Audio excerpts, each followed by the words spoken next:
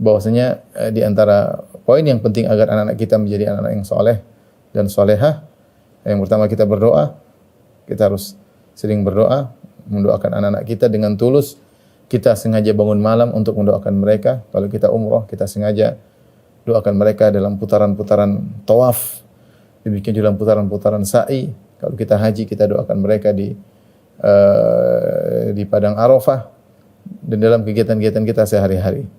Tapi paling tidak kita senantiasa berdoa setiap hari, setiap malam kita bangun, angkat tangan, menangis minta kepada Allah agar anak-anak kita menjadi anak-anak yang saleh. Dan itulah sunnahnya para anbiya, para nabi. Ya. Lihat Nabi Zakaria berdoa, Rabbi habli minas salihin. Ya.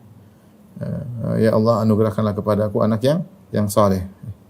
Kemudian juga dzurriyyatan thayyibah innaka sami'ud du'a. Hunalika da'a Zakaria rabbahu Rabbi habli min ladunka dzurriyyatan thayyibah. Dalam konteks yang lain Allah mengatakan di sanalah Nabi Zakaria berdoa, ya Rabbku, anugerahkanlah kepadaku turunan yang baik. Nabi saja berdoa.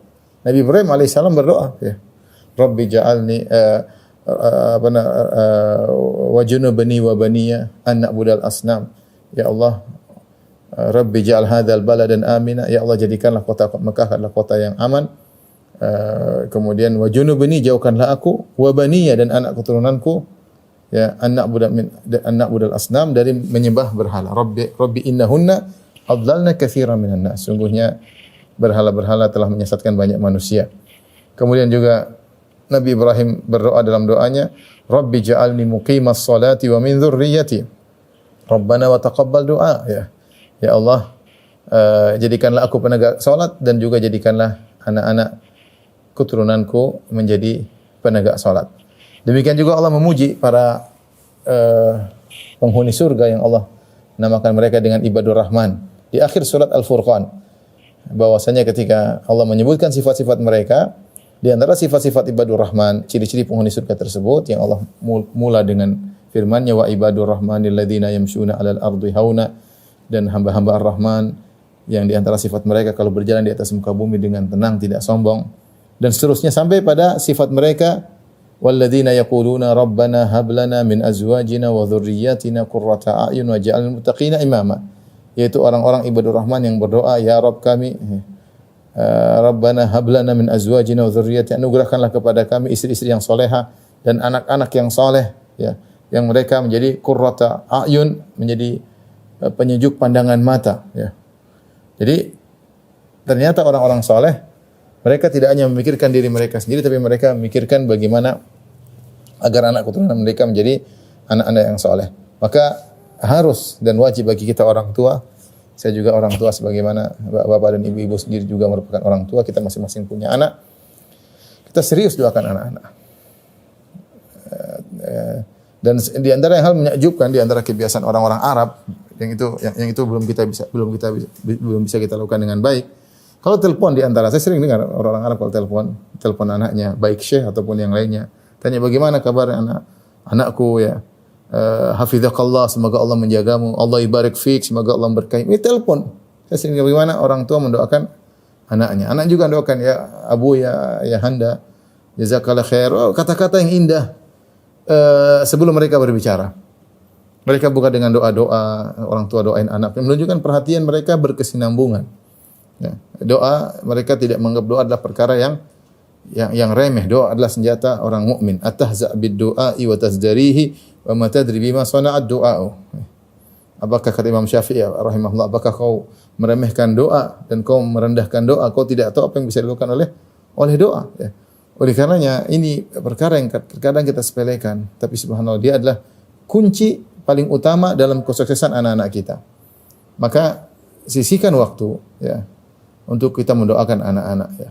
Benar kita mendoakan kedua orang tua kita, tapi kita juga mendoakan anak kita, karena kalau anak soleh kita yang dapat keuntungan. Kita yang akan bahagia baik dalam kehidupan maupun setelah kematian. Dalam kehidupan mereka menyenangkan kita, setelah meninggal pun mereka akan membahagiakan kita.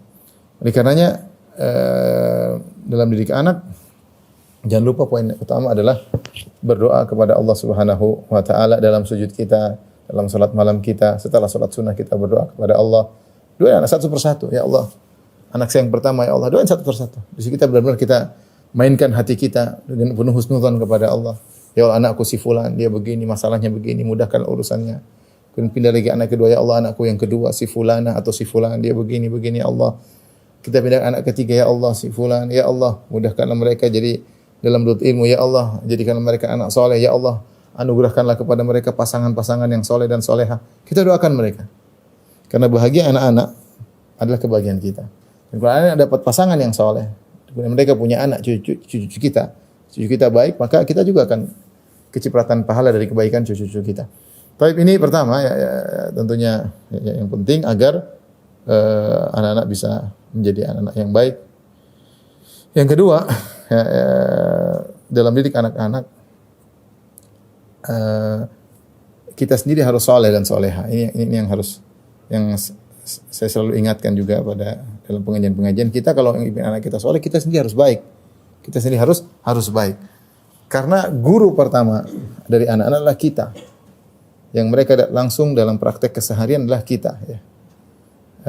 Hati-hati ketika kita memberikan contoh yang buruk.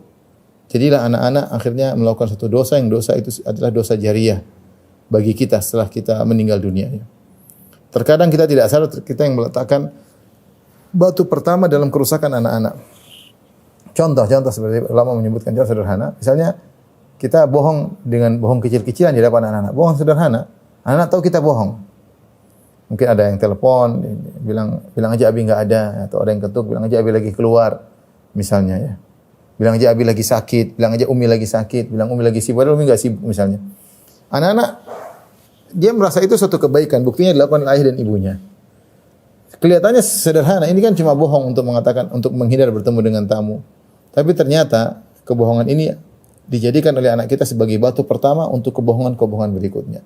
Tapi kita sadari sebagai anak kita menjadi menjadi puncak dalam kebohongan, top dalam kebohongan. Ternyata yang meletakkan batu pertama adalah kita. Ya. Oleh karenanya waspada ya.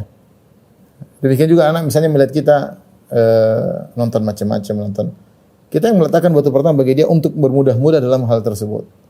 Anak kemudian hobi nonton ini, berseri-seri, episode mereka habiskan. Kenapa? Mereka lihat contoh dari orang tuanya, entah dari bapaknya, entah dari ibunya. Ini sangat rentan, sangat berbahaya, sehingga seharusnya kalau anak melakukan dosa, kita tidak ada kena getahnya, tapi karena kita punya andil dalam menjadikan mereka buruk, maka kita akan kena getahnya juga. Kalau mereka berbuat maksiat, gara-gara batu pertama yang kita letakkan untuk mereka, kemudian mereka mengembangkan maksiat mereka, maka dosanya akan kembali kepada kita.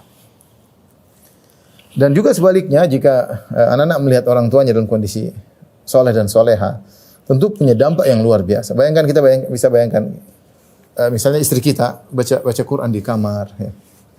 Anak-anaknya lihat, ya. Apalagi kemudian dia menangis, ya. Ketika baca Quran, itu pasti punya pengaruh pada anak-anak. Anak-anak melihat pemandangan yang sangat menakjubkan. Melihat orang tuanya baca Quran, menangis. Atau anak terjaga di malam hari, cari-cari uminya sedang sholat malam. Mungkin dia tanya, Umi tadi malam ngapain? Umi sholat malam. Subhanallah. Ya. Seperti kalau kita sholat fardu, kemudian kita pulang. Loh, Abi sholat apa lagi? Ini sholat sunnah.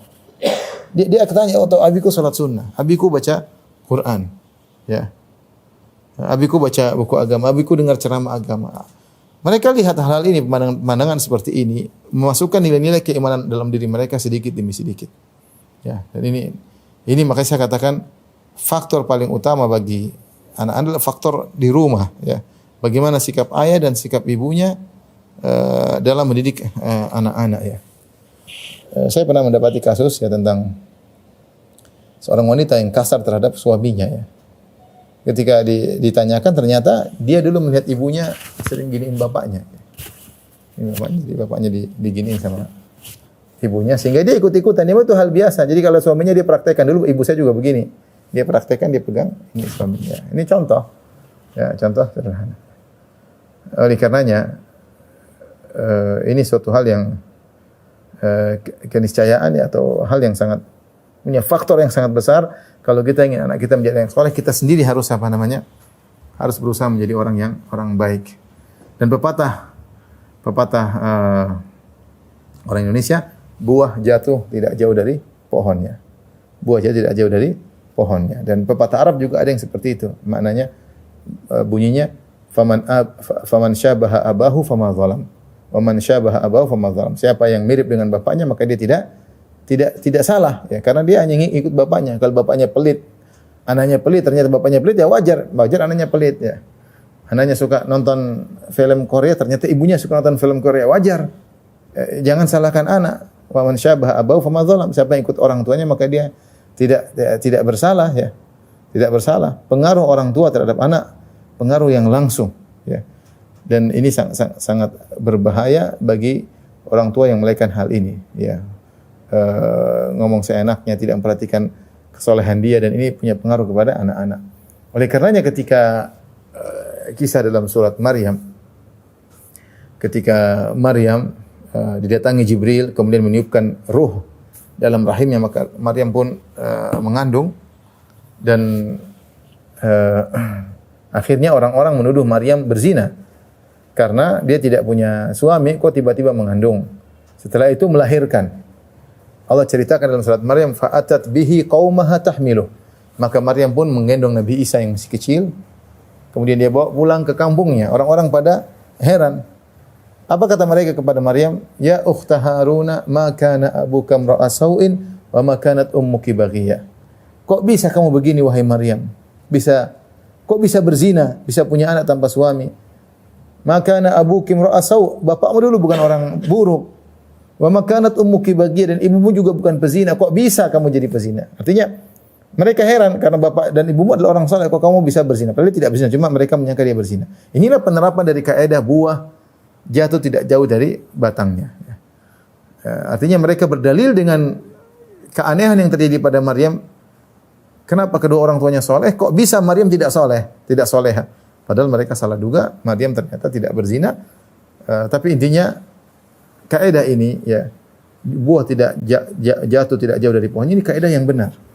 Pepatah yang dikenal oleh orang Arab dan dikuatkan dalam ayat-ayat Al-Qur'an. Dari sini semakin menekankan bahwasanya kalau kita ingin anak-anak kita istiqomah, kita juga harus perbaiki diri. Kita harus juga perbaiki diri.